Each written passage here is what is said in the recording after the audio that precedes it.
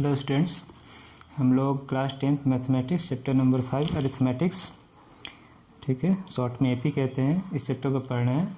और इससे पहले हम लोगों ने एक्सरसाइज 5.1 सॉल्व किया, कंप्लीट किया, और उसके जो कॉन्सेप्ट थे एपी के उसके बारे में पढ़े और एग्जांपल किया, कैसे कैसे किस तरह के क्वेश्चन होते हैं और किस टाइप से उसे सॉल्व करना है, ये सब हमने डिस्कस कर चुके हैं। नेक्स्ट टॉपिक हमारे पास है nth term of an AP. AP का nth टर्म हमें फाइंड करना है, उसके बारे में पढ़ना है, ठीक है। तो nth टर्म क्या होता है, उसको कैसे फाइंड किया जाता है, क्या फार्मूला है, ये इसके बारे में हम लोग पढ़ने जा रहे हैं, ठीक। ये एनसीईआरटी में क्या समझाना चाह रहे हैं उसको समझते हैं। सबसे पहले let us consider situation again given in section 5.1 in which Reena applied for a job got selected, ठीक है। एक सिचुएशन जो है, जो हमने 5 सेक्शन में पढ़ा था, उसको फिर से कंसीडर किया जा रहा है, जिसमें रीना ने जॉब के लिए अप्लाई किया था, वो सेलेक्ट हो गई थी। फिर उसके बाद she has been offered the job with a starting monthly salary of 8,000। शुरुआत में उसको 8,000 सैलरी दी गई विथ एनुअल इंक्रीमेंट, हर साल उसका 500 रुपये सैलरी इंक्रीमेंट होगी। What would be her monthly salary for 5th year, ठीक है। जो उसकी मंथली सैलरी है 5 साल, ठीक है, फॉर 5th ईयर, 5वें साल उसको कितनी सैलरी मिलेगी, 5वें साल उसको कितनी सैलरी मिलेगी, ये क्वेश्चन है। तो इसको कैसे हम लोग करेंगे। टू आंसर दिस, इसको आंसर देने के लिए let us first see what her monthly salary for second year. Second year क्या होगा, 500 रुपये जुड़ जाएगा, 8,500 रुपये हो जाएगा, ठीक। In the same way next year, third year में फिर 500 रुपये जुड़ जाएगा। We can find the monthly salary for third, fourth, fifth. तो थर्ड ईयर के फिर 500 रुपये जुड़ेगा, ये हो जाएगा आपका 9,000, ठीक। फोर्थ ईयर में फिर 500 ऐड होगा तो 9,500 हो जाएगा। फिफ्थ ईयर में 500 ऐड होगा तो ये हो जाएगा 10,000, ठीक है। अभी बीच में क्या किया गया है, एक पैटर्न निकालने की कोशिश किया है कि पैटर्न क्या है, क्या फॉर्मूला इसमें बना सकते थे। यहाँ से जो भी अब किया जा रहा है बीच में जो प्रोसेस है, वो फॉर्मूला डिराइव करने की कोशिश किया जा रहा है, ठीक है, कि हम फार्मूला क्या बनाए। ऐसे हम यदि हमें इसे 10 साल बाद या 20 साल बाद का सैलरी पूछे तो ऐसा क्या फार्मूला हम बनाएं nth टर्म के लिए कि हमें इसको सीक्वेंसली फाइंड करने की ज़रूरत ना पड़े, फार्मूला पुट करें और हम उसे बता सकें कि क्या होगी उसकी 20 साल बाद सैलरी, हमें इसे ऐड ना करना पड़े, समझे। ये प्रोसेस देख रहे हैं, इसके अंदर क्या हो रहा है। तो 8,000 में क्या किए, 500 को ऐड किए 2 बार, तब जाकर उसे थर्ड ईयर की सैलरी आई, ठीक। कितनी बार, 2 बार, 2 × 500, 500 कितनी बार किए, 2 बार, ठीक है। थर्ड ईयर के लिए कैसे किए, 3 - 1 किए। इसी तरह से जब फोर्थ ईयर की सैलरी 9,500 आ रहा था, तो 8,000 में 500 कितनी बार ऐड किए, 3 बार, कितना हो गया, 3 × 50। फोर्थ ईयर क्या करेंगे, 4 - 1, ठीक है। सिमिलरली 10,000 आया था फिफ्थ ईयर के लिए, तो 8,000 में कितनी बार 500 ऐड किए, 4 टाइम्स, 4 × 500, और इसे क्या करना चाहिए, 5 - 1 करके। तो ये आपने देखा, फिफ्थ ईयर के लिए 8,000 स्टार्टिंग सैलरी, जो इंक्रीमेंट है वो लिखा गया है, और 5 - 1 क्या है, फिफ्थ ईयर के लिए 5 - 1, फोर्थ ईयर के लिए 4 - 1, 8,500 सेम है, थर्ड ईयर के लिए 8,500 सेम है, 3 - 1 किया गया है। इसमें ये पैटर्न दिख रहा है आपको। सबसे पहले स्टार्टिंग सैलरी, फिर जो इंक्रीमेंट है, इसके जिस भी ईयर का पूछा जाएगा उससे एक माइनस कर लेंगे।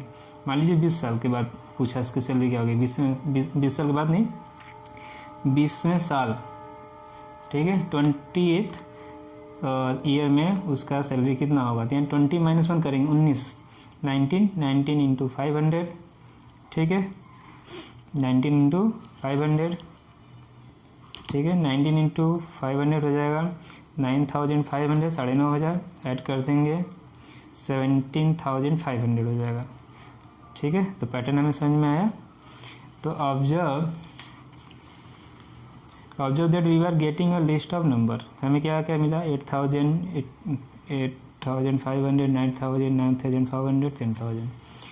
These numbers are in AP, ये सब क्या है, एपी में, ठीक है। और एपी में क्यों है, चेक कैसे करते हैं, 2 - 7 से सब, यदि सब्सिक्वेंट टर्म का यदि आप डिफरेंस निकालेंगे सबका 500 आएगा, सेम आएगा, फिक्स नंबर आएगा, common difference is same, that's why the given list of numbers are in AP, ठीक है। Now looking at the pattern form above, क्या पैटर्न बना है वो देखते हैं, जो मैंने समझा चुका है वही सब इन्होंने समझाया होगा। Find her monthly salary for the 6th year, अब 6 ईयर की सैलरी फाइंड करनी है, क्या होगा, या 15 ईयर में क्या होगा। Assume that she will still the working in the job, assume कर लीजिए कि वो अभी भी 15 साल बाद भी उस कंपनी में जॉब करेगी। What amount the monthly salary for 25th year, 25वें साल उसकी सैलरी क्या होगी। You would calculate this by adding 500 each time to the salary of the previous year। हम काउंट कैसे कर रहे हैं, प्रीवियस ईयर में 500 उसकी सैलरी क्या कर रहे हैं, ऐड कर रहे हैं। Can you make this process shorter, क्या इसे छोटा कर सकते हैं। Let us see, you may have already got some idea from the way we have obtain the salary above.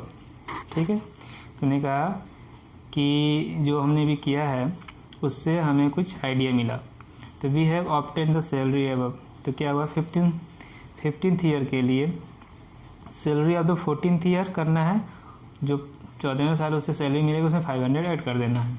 ठीक है, ठीक। अब देखिए 14th ईयर की सैलरी कैसे निकालेंगे, 8000 में 500 कितनी बार ऐड करना है, 13 टाइम्स, कितनी बार ऐड करना है, 13 टाइम्स। ठीक, 8000 में 14th ईयर की सैलरी फाइंड करने के लिए 500 कितनी बार ऐड करना पड़ेगा, 13 टाइम्स, इन दोनों मिला के हो गया 14 टाइम्स। 15 ईयर के लिए 14 टाइम्स। ठीक, और इसके बाद 8000 है तो 14 को 15 - 1 कर दिया गया है। ठीक है, तो ये 14 × 5 हो गया 7000, ये 8000 दोनों मिला के हो गया 15000। तो क्या किया गया, क्या पैटर्न मिला हमें यहाँ पे, फर्स्ट सैलरी लिखनी है, जिस भी ईयर में पूछेगा उससे 1 माइनस करके लिख देना है। जैसे 15 है तो 15 - 1 करके इंटू एनुअल इंक्रीमेंट कितना हो रहा है वो लिखना है। ठीक है, मान लीजिए 20 बोलेगा तो 20 - 1, 25 बोलेगा तो 25 - 1। पैटर्न समझ में आया, फर्स्ट सैलरी, एनुअल इंक्रीमेंट, और जिस भी ईयर का पूछेगा उससे 1 माइनस कर लेंगे। ठीक है, 8000, ठीक है, 25वें साल का बना है, 25 - इंटू 500, तो हो जाएगा 24 × 500। ठीक है, ये हो जाएगा 12000 और ये होगा 8000, 20000 आ गया। ठीक है, ये चीज़ समझ में आ रहा होगा आपको। अब देखिए फर्स्ट सैलरी क्या किया, 25 - 1 इंटू एनुअल इंक्रीमेंट किया गया है। This example would be given you some idea about how to write the 15th term. तो ये जो भी हमने अभी दोनों पेज में पढ़ा है उससे हमें ये आइडिया हो रहा है कि हम 15 टर्म को कैसे लिखेंगे या 25 टर्म को कैसे लिखेंगे। मोर जनरली इसको जनरलाइज करें टर्म को तो nth टर्म कह लें। nth मतलब कोई भी नंबर हो सकता है, कोई भी इंटीजर हो सकता है, positive integer, first, second, third, कोई भी पॉजिटिव इंटीजर हो सकता है। तो इसको जनरलाइज कर लिया, 15, 25 कुछ भी, कोई भी nth टर्म पूछा जाएगा तो हम इस तरह के आइडिया से हम उसको फाइंड कर सकते हैं। ठीक, अब देखिए nth टर्म का फॉर्मूला डिराइव करेंगे। ठीक है,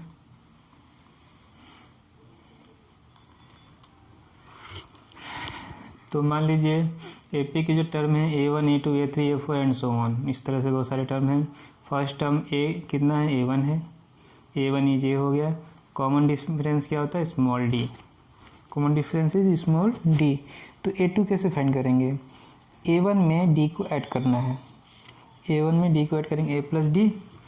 ठीक है, सेकंड टर्म लिखना है, जैसे यहाँ पे 25 टर्म लिखना था तो 25 - 1 किया था हमने, तो फर्स्ट टर्म, सेकंड टर्म के लिए 2 - 1 इंटू डी, यही आएगा A + d। Third term A3 कैसे आएगा, प्रीवियस टर्म में कॉमन डिफरेंस फिक्स नंबर को ऐड करेंगे, A2 + d। A2 क्या है, A + 2 - 1d, A2 क्या है, A + d और d, तो ये हो गया A + 2d। A + 2d कैसे लिख सकते हैं, 2 को 3 - 1, तो थर्ड के लिए हो गया 3 - 1। First term common difference fixed number और 3 - 1।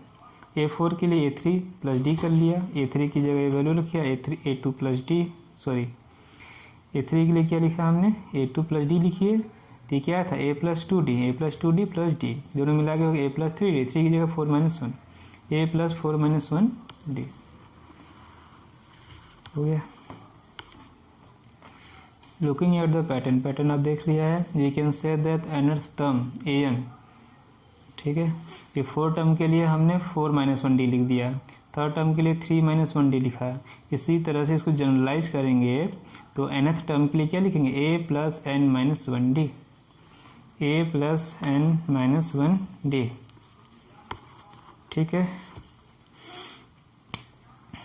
तो ये आपका nth टर्म को फॉर्मूला आया a + n - इस तरह से हम कोई भी टर्म फाइंड कर सकते हैं। फर्स्ट टर्म हो तो n की वैल्यू 1 रख दीजिए, सेकंड के लिए 2 रख दीजिए, थर्ड के लिए 3 लीजिए, 100 के लिए 100 रख दीजिए, ठीक है।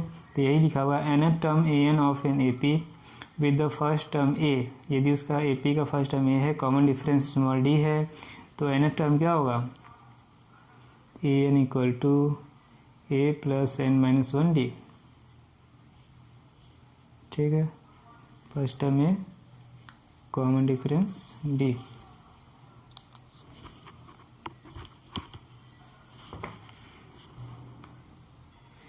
ठीक है।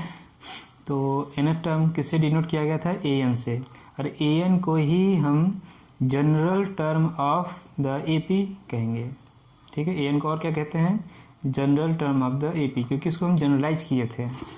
First term, second, third term को जनरलाइज करके nth टर्म फाइंड किए थे, जो रिप्रेजेंट किया था an से, और इसी कारण से इसीलिए इसको general term of the AP।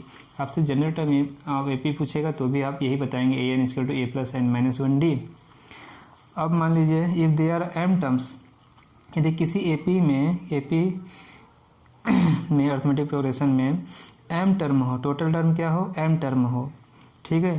तो am को क्या बोलेंगे, लास्ट टर्म, am को क्या बोलेंगे, लास्ट टर्म, और which is sometimes also denoted by small l, which is sometimes also denoted by small l, ठीक है। तो लास्ट टर्म को यदि m टर्म है तो am लिखिए। मान लीजिए 10 टर्म है तो लास्ट टर्म क्या हो जाएगा, a10 इज लास्ट टर्म, और उसको किससे, a10 को किससे डिनोट करेंगे, स्मॉल l से। स्मॉल l कहीं भी लिखा हुआ है, इसका मीनिंग ये है कि वो AP का लास्ट टर्म है, ठीक है। तो ये सारे nth टर्म के कॉन्सेप्ट थे, general term, nth term, last term, ठीक है। ये सब चीज़ें आप मिला आपको कॉन्सेप्ट, और फार्मूला मिला a + n - 1d, ठीक है। अब एग्जांपल देखते हैं हम लोग। फाइंड द 10th टर्म, ठीक है। Find the 10th term of AP 2, 7, 12। तो AP क्या दिया तो उसको चेक तो करना नहीं है, AP में है, ठीक है। और आप थोड़ा सा चेक करना तो मन में चेक कर लीजिए, 5 का डिफरेंस है यहाँ पे। तो AP का मान nth टर्म का फार्मूला यूज करेंगे तो उसके लिए A चाहिए, और D चाहिए, और n चाहिए। a + n - 1d में क्या चाहिए, a + n - 1d में क्या चाहिए, A चाहिए, D चाहिए, n चाहिए।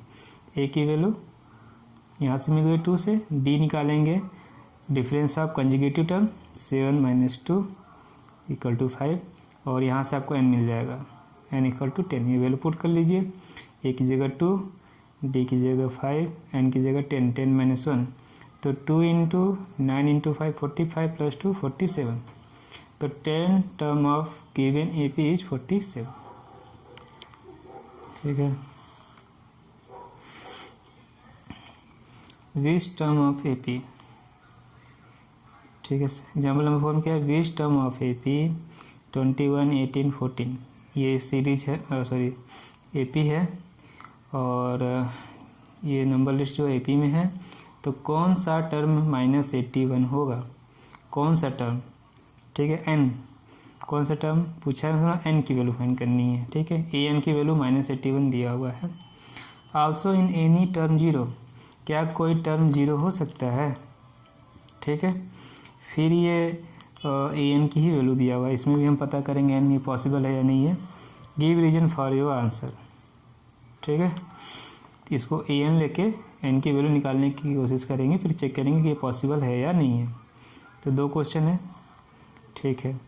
ये an की वैल्यू मिल गई, n नहीं पता है, a यहाँ से मिल जाएगा 21, d जो है सब्ट्रैक्ट करके निकाल देंगे, 18 subsequent number minus succeeding number minus proceeding number, ठीक है।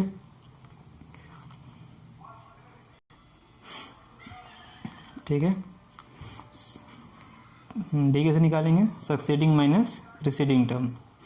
तो 18 माइनस 21 किया मैंने, -3 आया डी, इस कॉमन डिफरेंस आ गया। ए एन गिवन है, ए गिवन है। अब ये फॉर्मूले में पुट करिए, a n equal to a plus n minus 1 d में सारी वैल्यू पुट कर लीजिए, सिर्फ एन नहीं मालूम है, सिंप्लीफाई करके हम एन की वैल्यू फाइंड कर लेंगे। A n is -81, a is 21, n नहीं मालूम, डी की वैल्यू -3, ठीक है।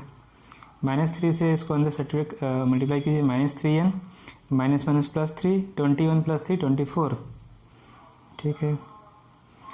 तो 24 को इधर भेजिए, -21 -24 दोनों मिला के -105, -3n minus minus cancel, n equal to 105 divide by 3 that is 35। तो कौन सा टर्म -81 होगा, 35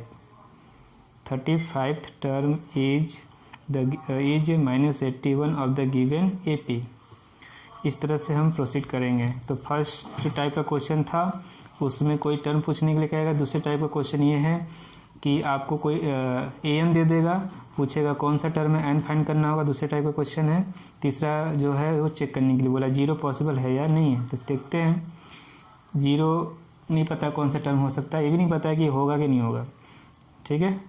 तो बता रहे, दोनों का आंसर आपको दे रहे हैं। ए एन इक्वल टू 0 मानते हैं ये है टर्म, पहले हम एज्यूम कर लेते हैं कि ये टर्म होगा, कंफर्म नहीं है।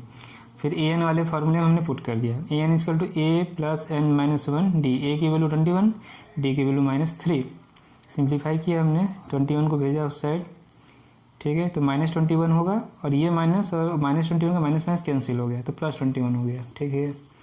3 से इसको डिवाइड किया 7, -1 को उधर भेजेंगे तो 8 हो जाएगा। तो कौन सा टर्म होगा 0, 8 टर्म जो है वो 0 है, ठीक है।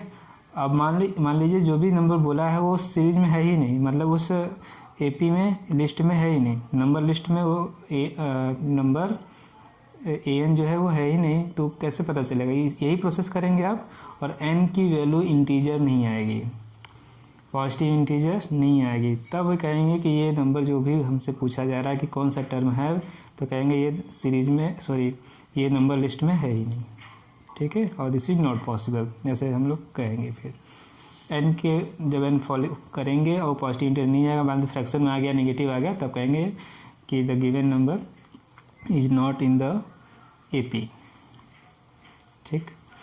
और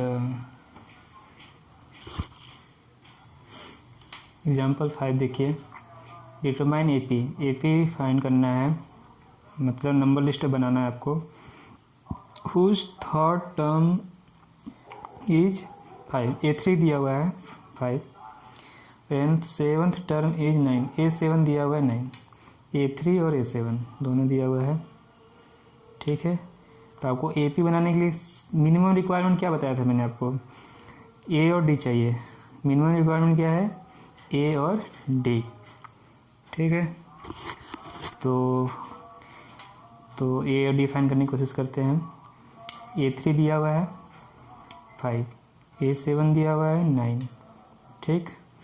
A3 का मीनिंग क्या है, an वाला फार्मूला लिखिए सबसे पहले, an equal to a plus n minus 1d, a plus n की वैल्यू 3 है, 3 माइनस 1d, तो a plus 2d equal to 5।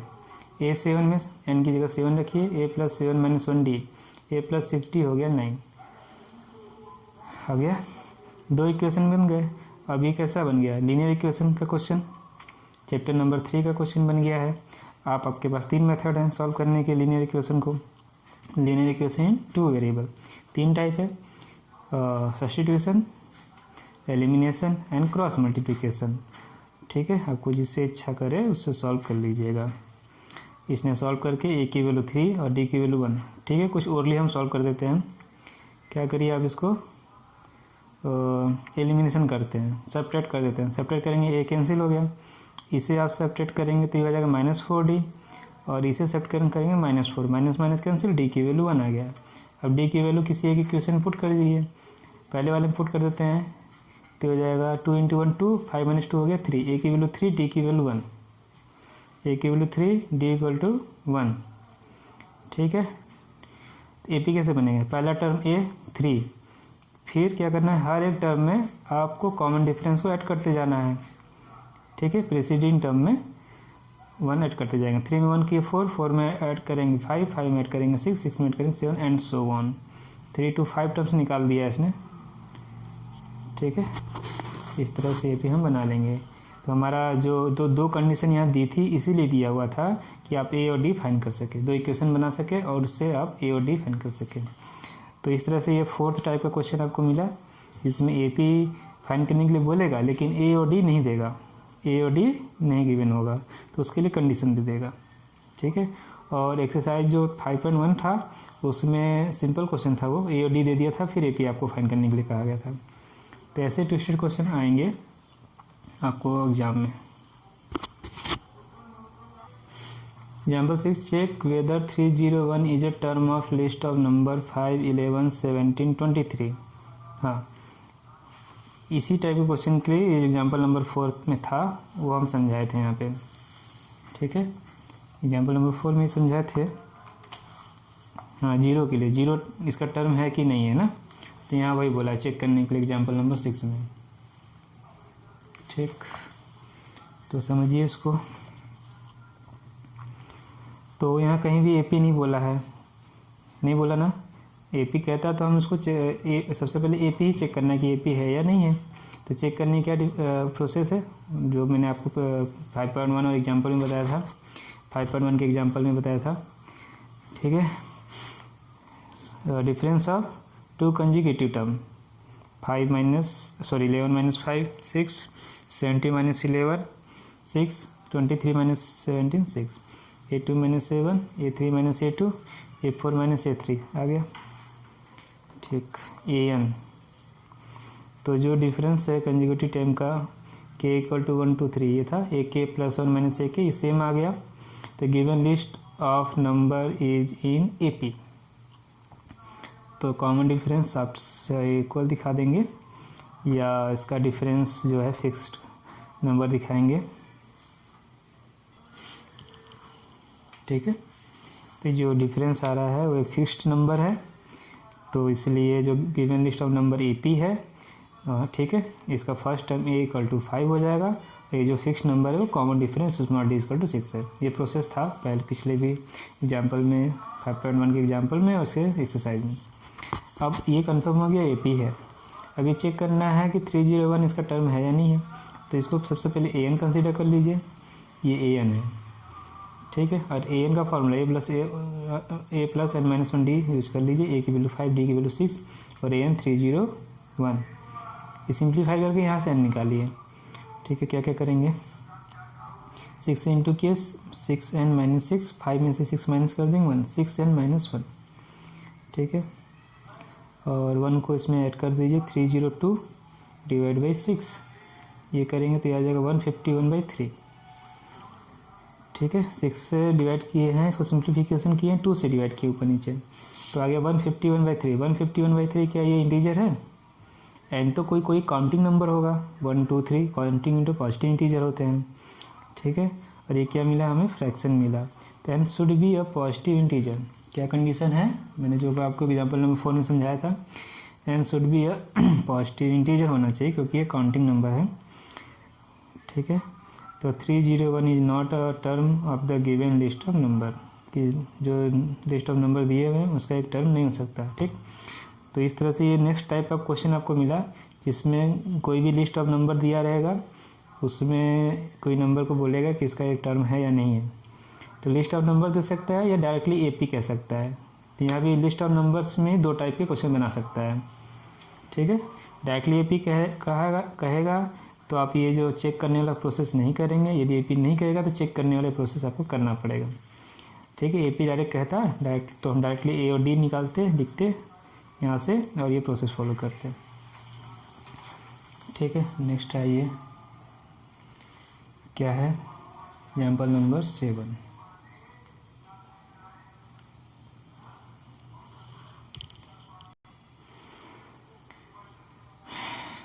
Example number 7, how many 2 digit numbers are divisible by 3, ठीक है।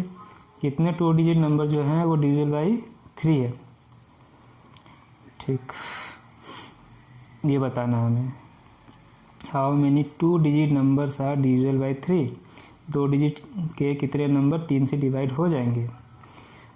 तो उसको सोचिए, सबसे पहले 2 डिजिट के नंबर होते कितने हैं, ठीक है। कहाँ से स्टार्ट होता है, जो उसका मिनिमम जो सबसे छोटा तो 2 डिजिट नंबर का है वो क्या है 11, और सबसे बड़ा 2 डिजिट का नंबर क्या है 99। 11 से 99 ये हमारे पास नंबर है, उसमें से आपको 3 से डिविजिबल होना चाहिए। तो 11 3 से डिविजिबल है नहीं है, तो 11 को हम कंसीडर नहीं करेंगे। किससे कंसीडर करेंगे, फिर 12 को चेक करेंगे, 12 डिविजिबल है, 12 लिखा, ठीक है। 13 14 नहीं है, 15 है। तो एक काम करिए, आप कम से कम 3-4 नंबर इधर शुरुआत के लिख लीजिए, फिर पीछे के 1-2 नंबर लिख लीजिए। 99 है लास्ट नंबर, तो 99 3 से डिविजिबल है, ठीक। एक ही लिखेंगे काम चल जाएगा। तो एक और लिखना चाहते लिखिए 98 चेक कर लीजिए, नहीं है। 97 नहीं है, 96 है, ठीक। तो ये आपको लिस्ट ऑफ नंबर मिल गया डिविजिबल बाई 3। अब ये पूछा है कितने नंबर, तो यहाँ पूछने का अर्थ ये है, मीनिंग ये है कि आपको n पूछ रहा है। ये जो लिस्ट ऑफ नंबर है ये टोटल कितने टर्म है, ठीक है। क्या पूछा है आपसे, लास्ट टोटल टर्म, ठीक है। तो टोटल टर्म कैसे पता चलेगा, जब आपको लास्ट टर्म पता चल जाए, जिसे अभी हमने L से डिनोट किया था और किससे डिनोट किया था, AM से। लास्ट टर्म को किससे डिनोट किया था, AM से, L से, ठीक है। यदि हम ये वैल्यू निकाल लें, ये लास्ट टर्म के वैल्यू निकाल लें, तो हमें टोटल टर्म पता चल जाएगा। लास्ट टर्म वैल्यू दिया हुआ है, उसकी वजह से हम टर्म निकालेंगे कितने टर्म है, ठीक है। ए की वैल्यू 12, हाँ AP में है, चेक करना कर लीजिए, जैसे आपको दिखाना है, जैसे हमने एग्जाम्पल 6 में दिखाया था। 15 - 12 3, 18 - 15 3, ठीक है। इसी तरह से 2-3 प्रोसेस करके तो AP में सबसे पहले इसको दिखा देंगे कि हाँ ये AP में है, क्योंकि क्वेश्चन में तो बोला नहीं AP है, तो आपको AP शो करना पड़ेगा। AP में आप शो करेंगे। ये 4 नंबर ले लीजिए आप, अगला नंबर ले लीजिए 21, ठीक है। तो A2 - A1 3, next A3 - A2 3, A4 - A3 3। फिर बोलेंगे जो भी प्रोसेस है वो लिखिए, पूरा अलाइव स्टेटमेंट जो है यहाँ पर एग्जाम्पल नंबर 6 में लिख कर कहें given list of numbers is in AP, ठीक है। And first term A = 12 and common difference small d = 3, last term AN = 99। तो यही बताना है कि ये n क्या है। तो AN = A + n - 1d, AN की जगह 99 रखेंगे, A की वैल्यू 12, D की वैल्यू 3, ठीक।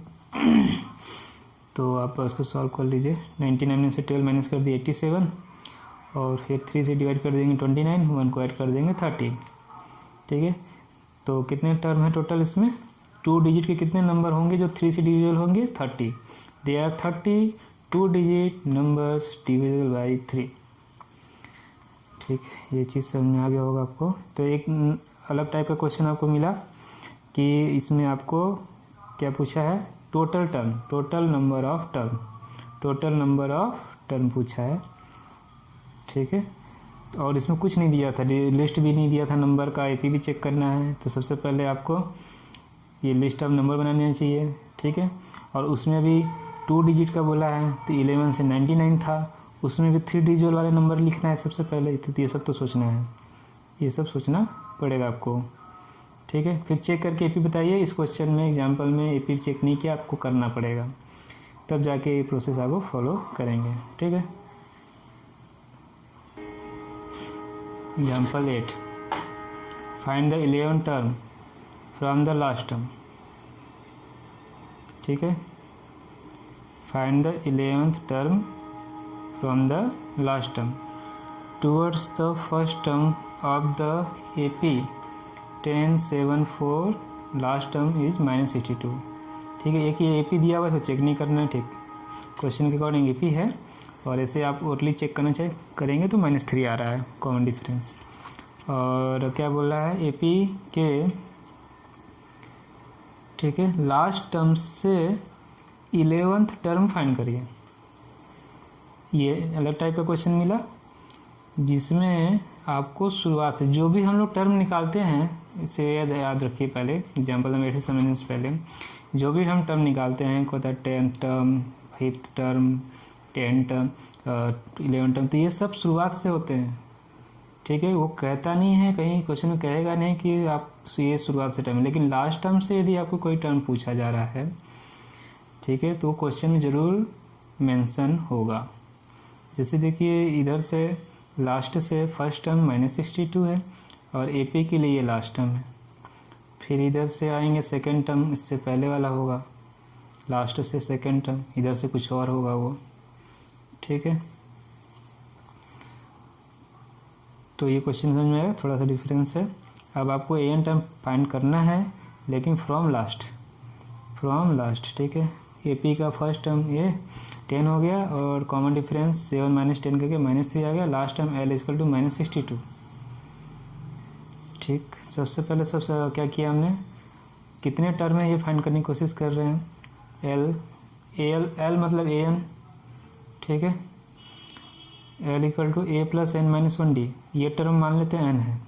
कौन सा टर्म है ये, nth टर्म है। कौन सा टर्म है, nth। तो nth का फार्मूला लिख लिया, L = A + n - 1D, क्योंकि कुछ स्टूडेंट कहेंगे सर ये तो an का फार्मूला है, तो हम ये कंसिडर कर लेते हैं ये जो कौन सा टर्म है, nth टर्म है।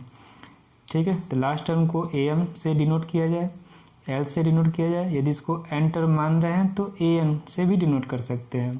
ठीक है, फिर AN का फार्मूला हम लगाएंगे। हाँ, यदि आप इसको M टर्म मानेंगे, जो ऐसा वो दिया था पेज पर 102 पेज पे, कहा था लास्ट टर्म को AM मानिए, तब यहाँ पे आप N की जगह M लिखेंगे, बस ये है। अब जो टर्म मानेंगे वो टर्म यहाँ लिखिए, बस। M मानेंगे तो M मानिए, T मानते हैं तो T लिखिए, T - 1 लिखिए, ये हम कहना चाह रहे हैं। तो सबसे पहले टोटल टर्म फाइंड कर लेते हैं। तो यही बोला है to find the 11 term find करने के लिए फ्रॉम लास्ट टर्म से 11 टर्म फाइंड करने के सबसे पहले आप you will find total number of term. तो n फाइंड करते हैं, इसको सारी वैल्यू पुट कर दिया गया है। 10 को इधर ट्रांसफ़र किया, -72, -3 से डिवाइड करेंगे 24। ठीक, 24 हो गया, और -1 को इधर भेज देंगे 25।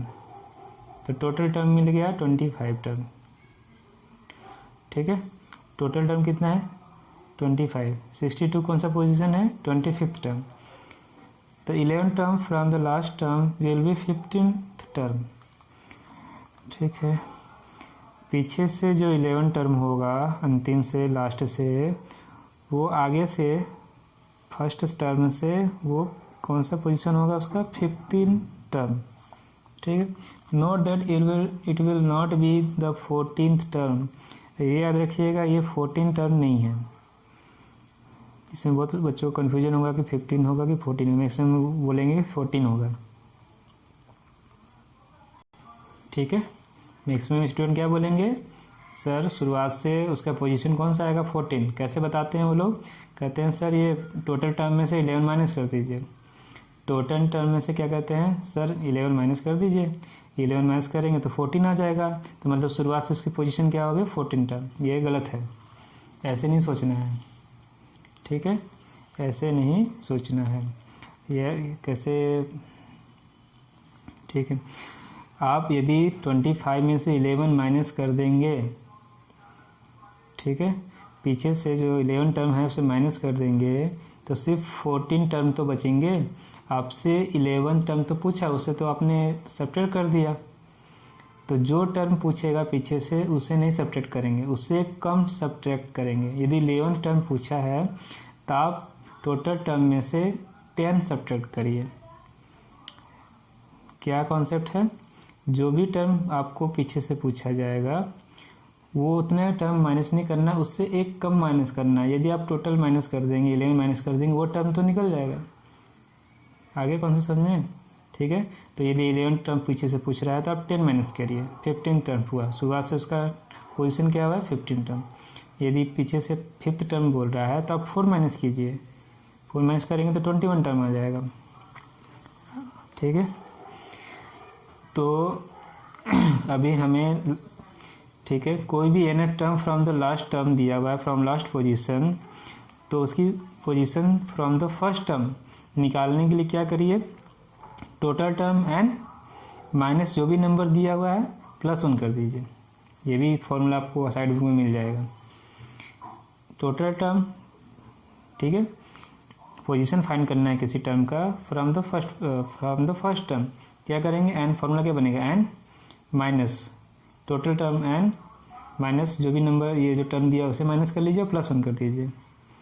और उससे पहले मैंने क्या समझाया था, लास्ट टर्म जो दिया रहेगा, लास्ट टर्म से जो एन टर्म बोलेगा उससे एक कम माइनस करिए इसके अंदर। ये 2 प्रोसेस आप लोग फॉलो कर लीजिएगा। तो आपको मिल गया 15 टर्म। तो ये 15 निकाल लीजिए, ए प्लस ए एन के फॉर्मूले से a + n - 1 डी, ए की वैल्यू 10, डी की वैल्यू -3, n - 1 15 - 1 तो 14 - 3 -42, 10 में से 42 माइनस करें -32। तो 11 term from the last term is -32। ठीक, अब इंसर्टिव दूसरा तरीका क्या बता रहे हैं इसको सॉल्व करने का। कह रहे हैं कि यदि आपको जो टर्म दिया है, आपको लास्ट टर्म से पूछा है, तो आप एपी को ऑर्डर को रिवर्स कर दीजिए। लास्ट टर्म को बना लीजिए फर्स्ट टर्म -62, जो डी है कॉमन डिफरेंस का साइन चेंज कर दीजिए, कॉमन डिफरेंस का साइन चेंज कीजिए। कॉमन डिफरेंस -3 था तो 3 लीजिए, मान लीजिए कॉमन डिफरेंस जो है +3 था तो -3 कर लीजिए। 2 काम करना है, ऑर्डर रिवर्स करिए एपी का, यदि लास्ट टर्म से कोई क्वेश्चन पूछा जा रहा है, लास्ट टर्म को फर्स्ट टर्म बनाइए, कॉमन डिफरेंस का साइन चेंज कर दीजिए। ठीक है, question now became the finding the 11 term with these A and D, क्योंकि ए भी चेंज हो गया और डी भी चेंज हो गया। अभी इसको आप आसानी से ए एन के फार्मूले से निकाल सकते हैं। इसमें यदि कन्फ्यूजन हो रहा है किसी को तो ये आप काम कर सकते हैं। तो a n equal to a + n - 1 d. अब फर्स्ट टर्म क्या बन गया -62, डी क्या बन गया 3, एन क्या है 11 - 1। सॉल्व कर लीजिए इसको, 10 × 3 30 -62, ये हो गया -32। तो 11 term which is now required term is -32। आगे आंसर सेम आया ना। तो 2 तरीके हैं ये करने के।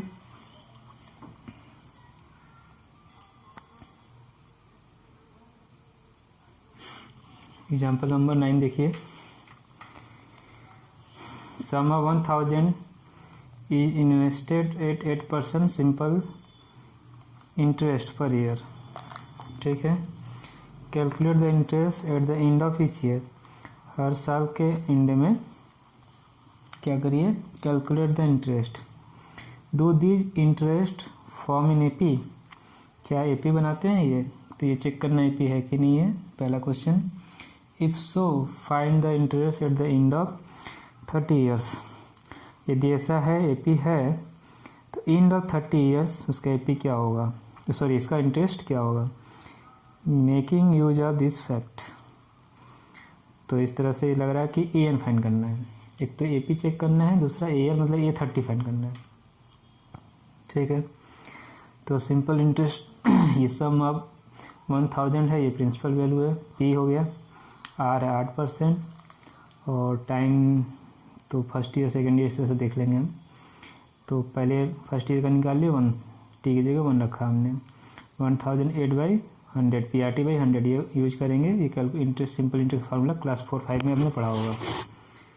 ठीक है, तो ये हो गया 80 रुपीज़ सेकेंड ईयर का सिंपल इंटरेस्ट। ठीक है, यही PRT/100 यूज करेंगे। कंपाउंड इंटरेस्ट का अलग होता है, सिंपल इंटरेस्ट का अलग फार्मूला होता है। तो फिर ये आ जाएगा 160। थर्ड ईयर के लिए टी की वैल्यू 3 रखेंगे, ये आ जाएगा 240। इस तरह से आपका एक लिस्ट ऑफ नंबर मिल गया। ठीक है, कितने साल का बोला है, एपी चेक करना है। ठीक है, calculate the interest at the end of each year, हर साल चेक करना है। तो कितने साल तक एपी जो हम लिस्ट ऑफ नंबर बनाएंगे, कितने बनाना है आपके ऊपर डिपेंड करता है। आप 3 का बनाना चाहते हैं, 4 साल का बनाना चाहते हैं, 5 साल का बनाना चाहते हैं, आपके ऊपर है। मिनिमम तो आपको 3 तो बनाना ही है। मिनिमम कितना बनाना चाहिए, 3 टर्म होनी चाहिए। ठीक है, similarly we can obtain the interest at the end of 4th year 5th year and so on. इस तरह से हम 4th ईयर 5th ईयर का भी फाइंड कर सकते हैं। The interest in rupees at the end of 1st, 2nd, 3rd year respectively are. तो 1st, 2nd, 3rd ईयर का जो इंटरेस्ट है 80, 160, 240 है। ठीक है, सॉरी ये सब दिख नहीं रहा था, फिर से। Similarly we can obtain the interest at the end of 4th year 5th year and so on. तो इस तरह से हम 4थे साल, 5वें साल और इस तरह से आगे भी इसका इंटरेस्ट फाइंड कर सकते हैं।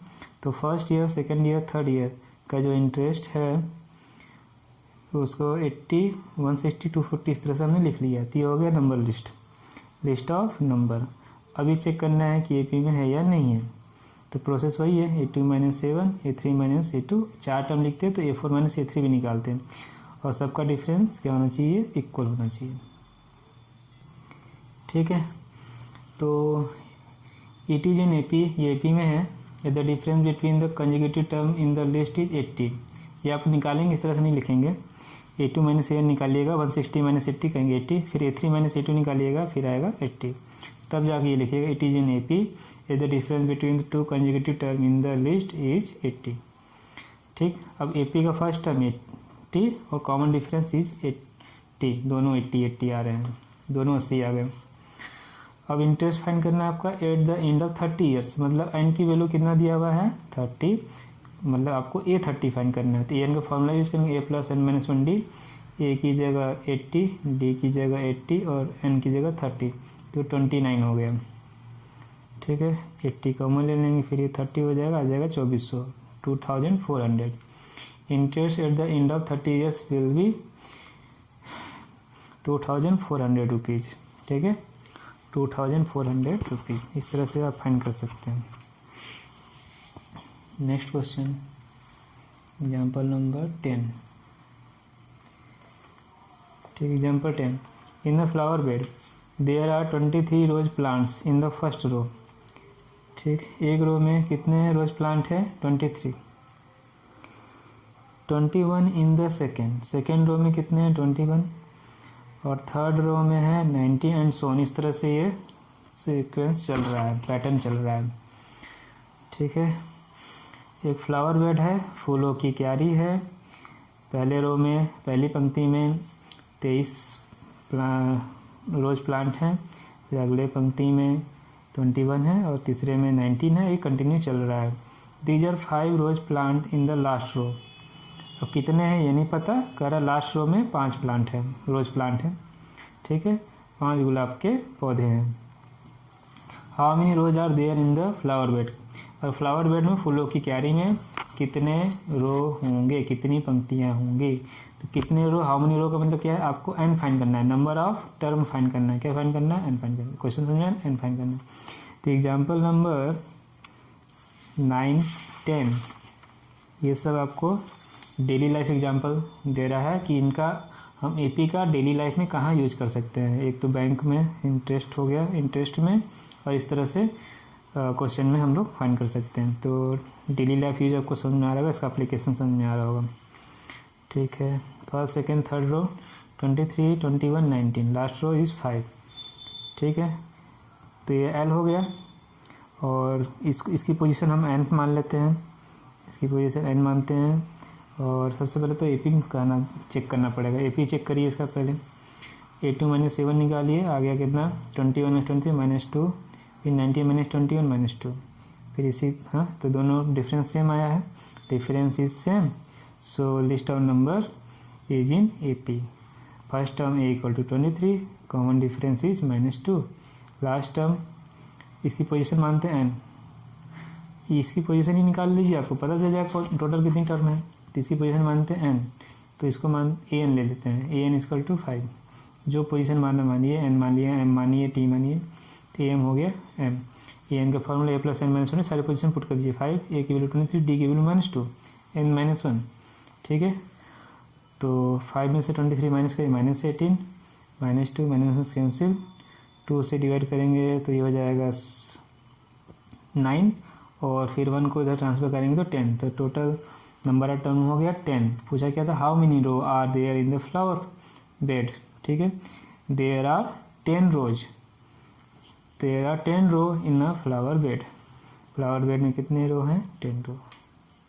ठीक है, तो इस तरह से हमारा ये 5.2 का एग्जाम्पल और topic n term of AP, इसके कॉन्सेप्ट, इसके फॉर्मूले और जो इसके अंदर टर्म थे वो सब हमने कंप्लीट किया है। अब हम लोग एक्सरसाइज 5.2 को समझेंगे और इसे सॉल्व करेंगे। ठीक है।